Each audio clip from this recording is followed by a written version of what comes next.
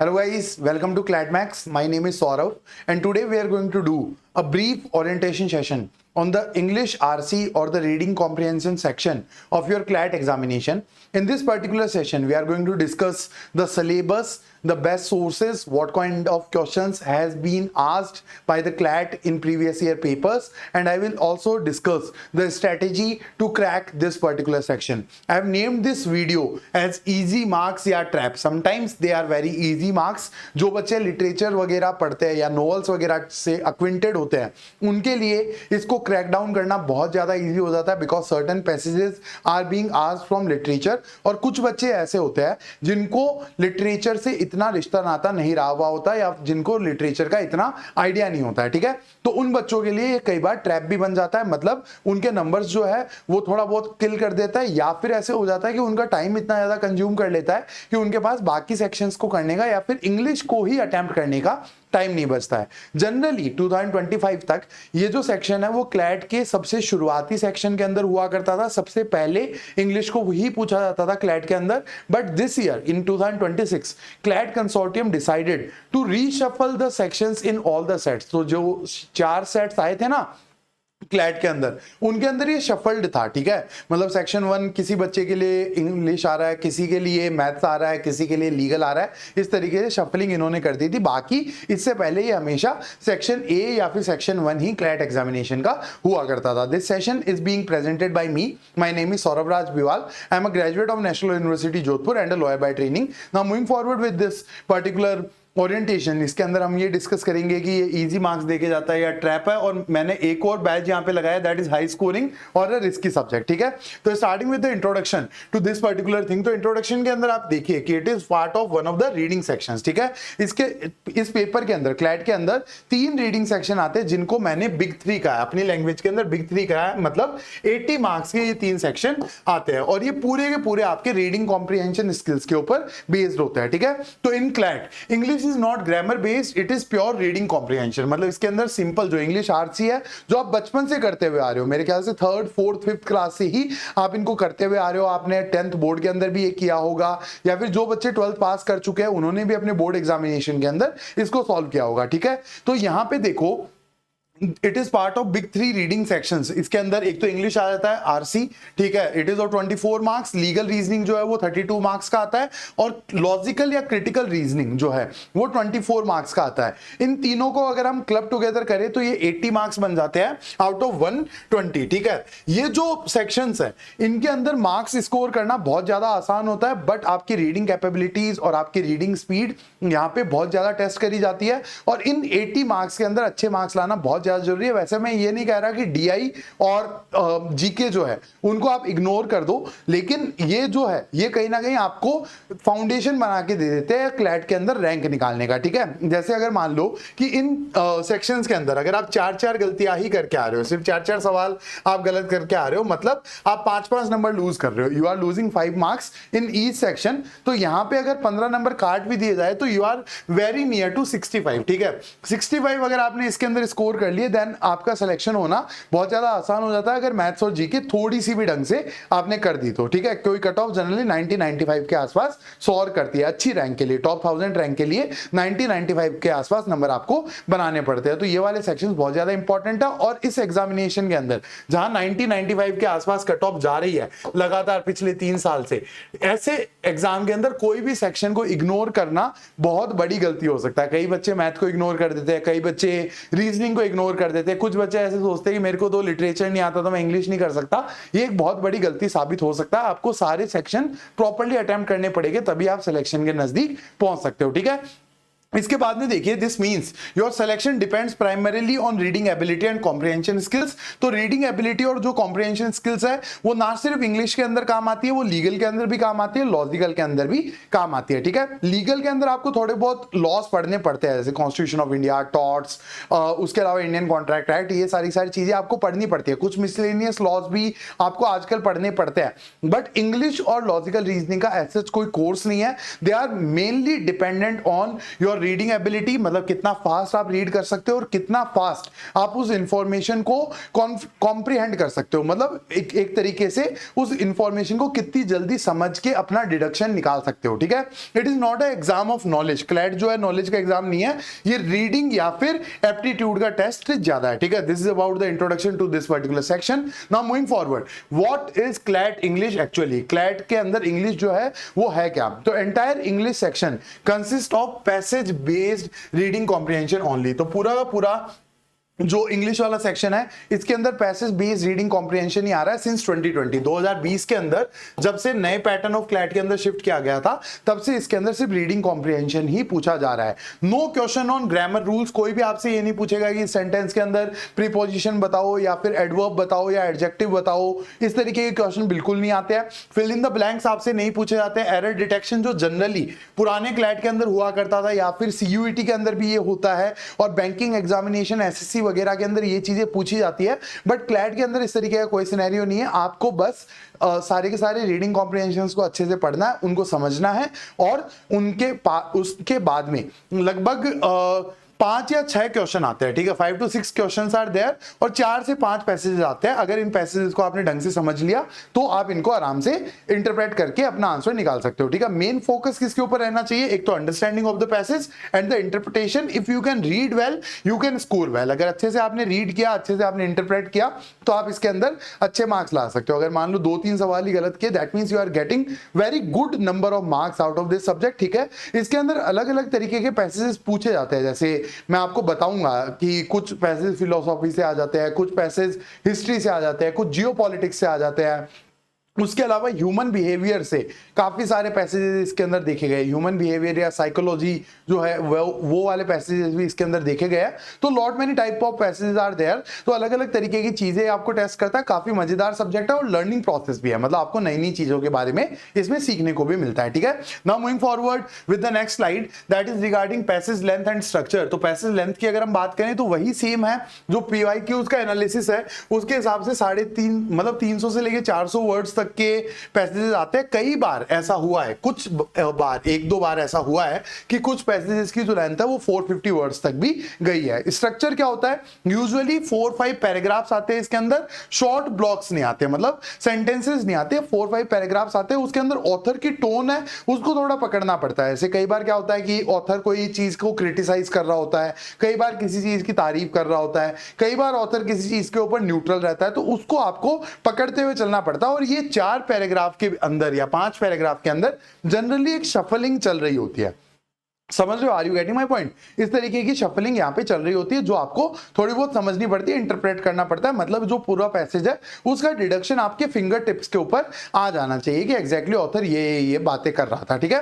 Language जो है वो मॉडरेट आती है but idea heavy and layered, मतलब थोड़े बहुत ऑथर के जो आइडियाज है वो इसके अंदर ज्यादा डिपिक्टेड होते हैं। वैसे लैंग्वेज कोई इतनी ज्यादा डिफिकल्ट नहीं होती कि एकदम से इंग्लिश में लिखा हुआ पढ़ सकते हो लेकिन समझ नहीं सकते, ऐसा कोई सीन नहीं होता है। बट हाँ, थोड़ी बहुत आइडिया हैवी होती है, आपको ऑथर का मेन आइडिया या फिर मेन जो पॉइंट ऑथर समझाना चाहता है वो इसके अंदर पकड़ना पड़ता है, ठीक है।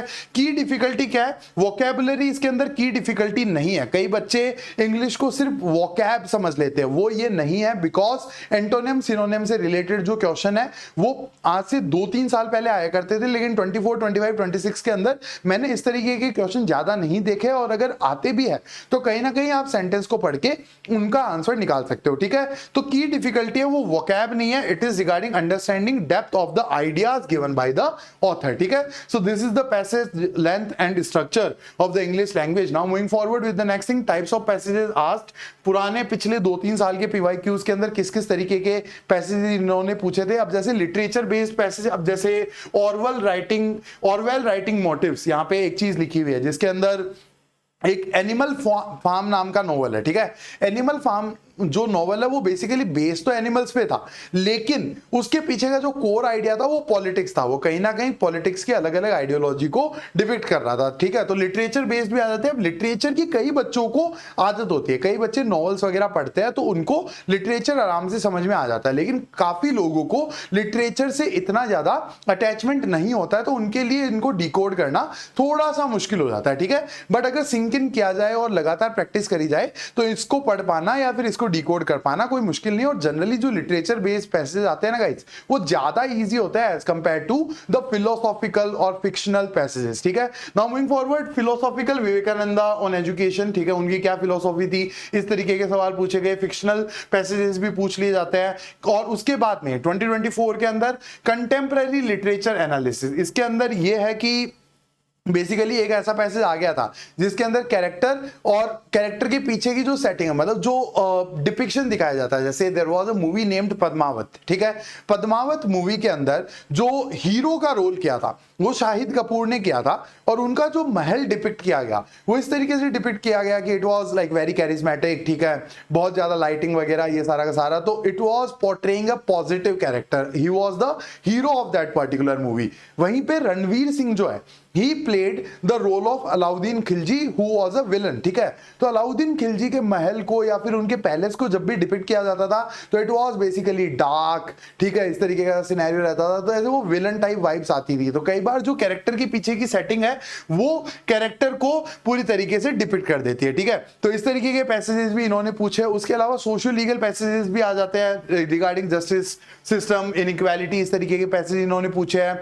सोशल कमेंट्री आ जाती है, पर्सनल नैरेटिव आ जाते हैं, साइकोलॉजिकल पैसेजेस भी इन्होंने पूछे हैं regarding human behaviour and all these things, ठीक है। History linked passages has also been asked in CLAT 2023। तो कंक्लूजन की अगर मैं बात करूं तो this subject is mix of literature, philosophy, social, historical and real world issues as well as human behavior और human psychology। इस तरीके के अलग अलग अरीना से या फिर अलग अलग नीश एरिया से आपसे इसके अंदर पैसेजेस और क्वेश्चंस वगैरह पूछे जा सकते हैं। तो these are the types of passages। Now moving forward with the next thing that is types of questions। Types of passages तो हमने देख लिए, अब टाइप्स ऑफ क्वेश्चंस एक बार हम विजिट करते हैं। तो CLAT does not ask random questions, pattern is consistent, ठीक है। रैंडम क्वेश्चन क्लैट बिल्कुल नहीं पूछता है, तभी मैं ये ओरिएंटेशन सीरीज कर रहा हूं। The very point of doing this particular orientation series, उसके अलावा I could have done anything, मतलब बट ये मेरे को पहले करना था just because of the fact कि मेरा ये गोल है कि मैं सबसे पहले बच्चों को ये समझाऊं कि पेपर की एग्जैक्ट डिमांड क्या है और हर पर्टिकुलर सब्जेक्ट आपसे क्या मांगता है। Basically made a video on CLAT की पूरी ABCD, देन लीगल रीजनिंग क्या है, इस नाम से मैंने एक लीगल रीजनिंग के ऊपर वीडियो बनाया था। Then I made a orientation session on GK जिसके अंदर I named it as the selection करवाने वाला सब्जेक्ट और एक्सक्लेमेशन मार्क उसके ऊपर लगे हुए थे। तो इस तरीके से मैं थोड़े बहुत इसके फैंसी नाम रख रहा हूं, but my goal is to make you learn properly कि आपके पास किस तरीके के पैसेजेस आने वाले हैं, किस तरीके के सेक्शंस आने वाले हैं और उनकी मेन डिमांड क्या है, ठीक है। So that is my main goal. तो यहाँ पे देखो क्लैट जो है वो लगातार एक कंसिस्टेंट पैटर्न फॉलो कर रहा है in the English language section, जिसके अंदर मेन आइडिया और थीम पूछी जाती है पैसेज की। मेन आइडिया किसके अराउंड रिवॉल्व कर रहा है, किस चीज के बारे में बात हो रही है। जैसे एक कोई पैसेज था शायद 25 का था या 24 का था जिसके अंदर वर्ड्स के बारे में बात हुई थी। वर्ड्स आर एन एनिग्मा, और वर्ड्स जो है वो बहुत कुछ डिपिक्ट कर सकते हैं, they can depict the human feelings and all these things, ठीक है। तो वो पूरा का पूरा जो पैसेज है वो वर्ड्स के ऊपर था, जिस तरीके के शब्द आप यूज करते हो ना उसके ऊपर था। तो मेन आइडिया या थीम क्या थी, रिगार्डिंग द वर्ड्स और द पावर ऑफ वर्ड्स, इस तरीके का पैसेज एक आया था। तो मेन आइडिया और थीम से रिलेटेड पैसेज बहुत ज्यादा फ्रीक्वेंट है। उसके बाद में इन्फरेंस क्वेश्चंस, इन्फरेंस का मतलब ये होता है गाइस कि बेसिकली एक डिडक्शन निकालना, ठीक है, कि ऑथर क्या सोच रहा था, how what would you infer out of this particular information, what would you infer out of this particular paragraph, what would you infer after from this particular line. इस तरीके के क्वेश्चंस आते हैं। ये जनरली इंपॉर्टेंट भी होते हैं और थोड़े ट्रिकी भी होते हैं, क्योंकि आपको पैसेज का पूरा आइडिया होना चाहिए, आपको ऑथर के थॉट प्रोसेस का पूरा आइडिया होना चाहिए, और उस पर्टिकुलर लाइन को कई बार रिविजिट भी करना पड़ सकता है, जो एक्स्ट्रा टाइम टेकिंग हो जाता है, ठीक है। उसके बाद में कुछ फैक्ट बेस्ड क्वेश्चन पूछ लिए जाते हैं जो डायरेक्ट आंसर्स अवेलेबल होते हैं पैसेज के अंदर, ठीक है। कोई फैक्ट बेस्ड क्वेश्चन आ जाता है, ऐसे आपने देखा होगा रीडिंग कॉम्प्रिहेंशन के अंदर। जनरली रीडिंग कॉम्प्रिहेंशन कोई आपके लिए नई चीज तो है नहीं, आप बचपन से ये चीज करते हुए आ रहे हो, तो आपने बचपन में या फिर 10th क्लास तक ये देखा होगा कि ज्यादातर जो आंसर्स है वो पैसेज के अंदर डायरेक्टली मिल जाते हैं। तो इस तरीके के क्वेश्चन भी क्लैट के अंदर होते हैं, ठीक है। वोकैब कई बार पूछ ली जाती है, मतलब it is not very frequent. Vocab कई बार पूछ ली जाती है in the context of meaning based on passages, ठीक है। तो इस तरीके से वोकैब पूछी जाती है। एंटोनिम सिनोनिम पिछले कुछ सालों से नहीं पूछे गए, और लिटरेरी डिवाइसेस जो होते हैं जैसे इलिटरेशन हो गया या फिर कोई और लिटरेरी डिवाइसेस हो गया, इस तरीके की लिटरेरी डिवाइसेस भी पिछले कुछ सालों से नहीं आ रही। इसका मतलब ये नहीं पढ़ के नहीं जाओगे, टोन ऑफ द पैसेज 4-5 तरीके की टोन होती है, whether it is satire, whether it is basically क्या कह सकते हैं उसे, क्रिटिसाइज कर रहा है किसी को या कुछ और कर रहा है, ठीक है, पॉजिटिव है, नेगेटिव है, इस तरीके की टोन्स होती है। तो 8-10 टोन्स होती है, वो आपको पढ़ के जानी है। And few literary devices are there जो आपको पढ़ के जाने हैं, ठीक है। इसका जो कोर्स है वो मोर और लेस यही है, और उसके अलावा ये पूरा गेम है प्रैक्टिस का। जितना ज्यादा आप प्रैक्टिस करोगे उतना अच्छा आप इसके अंदर स्कोर कर सकते हो। जैसे जीके के अंदर मैंने आपको बताया था वो रिवीजन का गेम है, और जो इंग्लिश रीडिंग कॉम्प्रिहेंशन है, मैथमेटिक्स है, और कहीं ना कहीं क्रिटिकल रीजनिंग भी है, ये प्रैक्टिस का गेम ज्यादा है एज कंपेयर टू वो जो रोट लर्निंग होती है, उसकी जगह ये प्रैक्टिस का गेम थोड़ा सा ज्यादा है। तो these are the questions which are being asked. Now moving forward with the next thing, real demand of CLAT in English, ठीक है। तो यहाँ पे देखते हैं क्लैट जो है वो टेस्ट क्या करता है। तो they test your reading ability, how fast you can read. उसके बाद में अगर तेज से पढ़ लिया उससे कुछ नहीं होगा, उसके बाद में अगली चीज टेस्ट करी जाती है, दैट इज द अंडरस्टैंडिंग। मतलब पढ़ा है तो समझा भी है या नहीं है उसको देखा जाता है, और लॉजिकल इंटरप्रिटेशन देखा जाता है कि मतलब आप पैसेज के अंदर रह के या पैसेज के बताए हुई चीजों के साथ चलकर आंसर कर पा रहे हो या नहीं कर पा रहे, ये चीज यहां पे टेस्ट करी जाती है। It does not test the grammar knowledge, ठीक है। मैंने आपको शुरुआत में बताया था कोई भी एडवर्ब, कोई भी एडजेक्टिव, कोई भी प्रीपोजिशन, ये चीजें आपसे नहीं पूछी जाती है पिछले 5-6 सालों से। तो इस तरीके के सवाल, ग्रामर बेस्ड सवाल नहीं आए हैं। एडवांस वोकैबुलरी भी इसके अंदर नहीं चाहिए होती है। कई बार ऐसे होता है ना, एंटोनिम सिनोनिम के अंदर एडवांस वोकैब पूछ ली, वो भी इसके अंदर नहीं आती है। Everything is based on the passage only. Generally जो पैसेज की नॉलेज है आपको उसी के साथ स्टिक करना पड़ेगा, और अगर आप उसके साथ स्टिक करोगे तो सारे के सारे सवाल सही करना कोई मुश्किल काम नहीं है। स्टूडेंट मस्ट रीड एक्टिवली, ठीक है। जब भी आप इंग्लिश कॉम्प्रिहेंशन को पढ़ रहे हो तो एक्टिवली इसे पढ़ना है, ठीक है। और while reading you have to think as well कि यार इसके पीछे क्या रीजन हो सकता है। ऑथर अभी नेगेटिव बात कर रहा था, अब पॉजिटिव करने लग गया, ठीक है। तो इस तरीके की चीजें जो आती है, मतलब पैराग्राफ्स आते हैं, 4-5 पैराग्राफ आते हैं हर पैसेज के अंदर, और हर पैराग्राफ एक अलग नैरेटिव बता रहा होता है। उन नैरेटिव्स को आपको पकड़ना होता है। That means you have to think while reading. This section is similar to legal reasoning, but legal reasoning में क्या होता है, जनरली आपको थोड़ी बहुत प्रायर नॉलेज होती है, और ये जो सेक्शन है वो पूरा रैंडम आता है। समझ गए? स्किल सेट तो सेम ही लग रहा है लगभग, बट लीगल में कॉन्स्टिट्यूशन की आपको थोड़ी बहुत प्रायर नॉलेज होती है, या फिर टॉर्ट्स, कॉन्ट्रैक्ट्स, या फिर कुछ मिसलेनियस लॉज, या फिर सुप्रीम कोर्ट के जजमेंट्स, या फिर कोई कंटेम्प्रेरी लीगल इशू आ गया, या करंट अफेयर से रिलेटेड कोई लीगल पैसेज आ गया, तो उनकी आपको पहले से नॉलेज होती है। लेकिन इंग्लिश के अंदर थोड़ा रैंडमनेस ज्यादा है, इस वजह से ये कई बार थोड़ा ट्रिकी भी हो जाता है, ठीक है। It is based on application of the understanding, मतलब पैसेज से आपने जो भी समझा है उसके ऊपर ये थोड़ी ज्यादा बेस्ड होती है। अब इसकी प्रिपरेशन कैसे करनी है इसके बारे में मैं आपको बता देता हूं कि read daily for 45 to 60 minutes from quality sources like editorial, essays, literary extracts to build natural comprehension ability. तो अगर आप न्यूज़पेपर्स वगैरह पढ़ोगे तो ऑब्वियसली बात आपके जीके के अंदर भी काम आएगा, एडिटोरियल्स वगैरह पढ़ रहे हो आपके लीगल के अंदर भी वो काम आ सकते हैं, समझ गए। जैसे अभी 131st अमेंडमेंट बिल जो है, 131st अमेंडमेंट बिल जो है वो स्टक डाउन हो गया था just because of the fact कि इसके लिए 2/3 मेजोरिटी चाहिए थी जो गवर्नमेंट के पास नहीं थी। तो अगर इस चीज को जो एडिटोरियल्स वगैरह आए होंगे, इंडियन एक्सप्रेस, द हिंदू, इनको आप पढ़ रहे हो तो आपकी जीके भी स्ट्रांग हो रही है। ये एक लीगल इशू भी है regarding amendment and all this things. अभी जो राघव चड्ढा वाला सीन हुआ है, ठीक है, एंटी डिफेक्शन लॉ का यूज करके या फिर डिफेक्शन वाले लॉ का यूज करके उन्होंने अपनी पार्टी बदल ली, दे स्विच्ड फ्रॉम आम आदमी पार्टी टू द बीजेपी। तो अगर आप ये चीज अच्छे से पढ़ के जा रहे हो, जो एडिटोरियल्स के अंदर जनरली कवर होती है, इंडियन एक्सप्रेस और द हिंदू तो इनको अच्छे से कवर करते हैं, तो आप अपना इंग्लिश भी स्ट्रॉन्ग कर रहे हो, ये लीगल इश्यूज भी है उनको भी स्ट्रॉन्ग कर रहे हो, और उसके साथ में आप जीके की प्रिपरेशन भी कर रहे हो, ठीक है।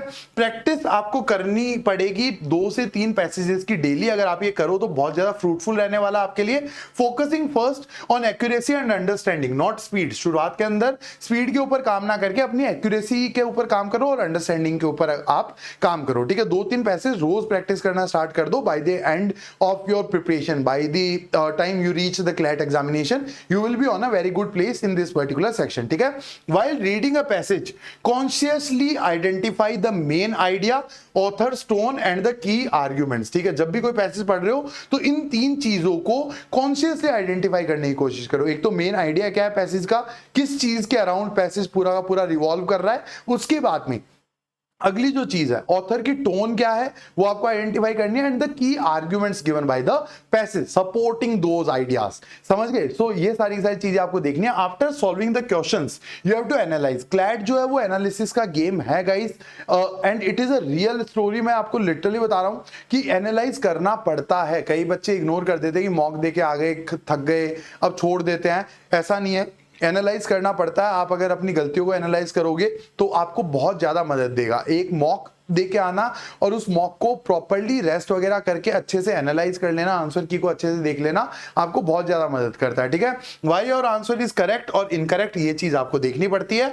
और आंसर की इसके अंदर जनरली एक्सप्लेनेशन वगैरह आते हैं, तो उनसे आप इनको एनालाइज कर सकते हो। ठीक है, gradually you have to improve first understanding, then reading speed and then accuracy. ठीक है, इन सारी चीजों को आपको इंप्रूव करना। Now moving forward with the next thing, biggest mistakes that the student make in this particular section. तो वो कौन सी मिस्टेक है जो बच्चे लगातार कर देते हैं और इसके अंदर कम मार्क्स लेके आते हैं? तो सबसे पहली मिस्टेक जो है जो बच्चे करके आते हैं, that is treating English as a grammar based subject instead of a comprehension based subject. ठीक है, कई बच्चे होते हैं जो रेन एंड मार्टिन पढ़ने लग जाते हैं या फिर वर्ड पावर मेड इजी पढ़ने लग जाते हैं। इससे अच्छा तो यार आप प्रैक्टिस कर लो।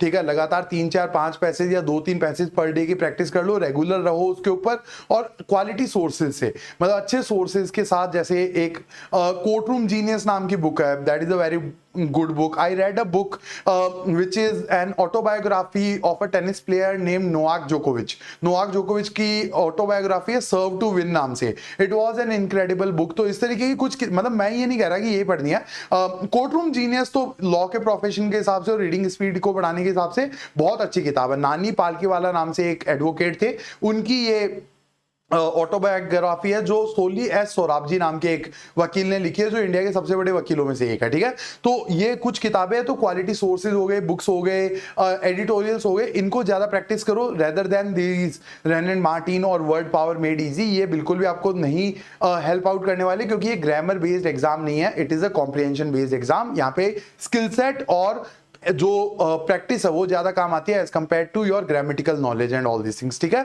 उसके बाद में reading passages quickly without actually understanding the meaning. तो कई बार क्या होता है, बच्चे बहुत फटाफट उसको पढ़ने लग जाते हैं। हो सकता है पॉसिटी ऑफ टाइम की वजह से, या फिर हो सकता है इस सब्जेक्ट को थोड़ा सा आप लाइटली ट्रीट कर रहे हो, इन वजहों से आपने पैसेजेस को क्विकली पढ़ लिया, जिसके अंदर आपने 2 4 5 मिनट भी वेस्ट कर दिया और बाद में आपको कुछ समझ में नहीं आया, क्वेश्चन समझ में नहीं आए, तो हो सकता है आप गलतियां करके आ जाओ। इससे अच्छा ये है कि understanding the meaning of the passage is the first priority. ठीक है, उसके बाद में attempting question based on assumption instead of sticking to the passage. तो English reading comprehension, legal reasoning और क्रिटिकल रीजनिंग के अंदर you have to stick by the passage. जो पैसेज के अंदर दिया हुआ है उसके ऊपर अगर आप ज्यादा स्टिक करोगे तो it will be more fruitful for you rather than attempting question on the basis of your assumption. आप अपनी बाहर की नॉलेज को यूज करके इनको अटेम्प्ट बिल्कुल मत करो। अपने पैसेजेस के अंदर जो लिखा हुआ है उनके अंदर की नॉलेज को यूज करके आप अपना आंसर निकालोगे तो बहुत आराम से आप अच्छे मार्क्स स्कोर कर सकते हो। Ignoring practice and relying only on theory और पैसिव रीडिंग।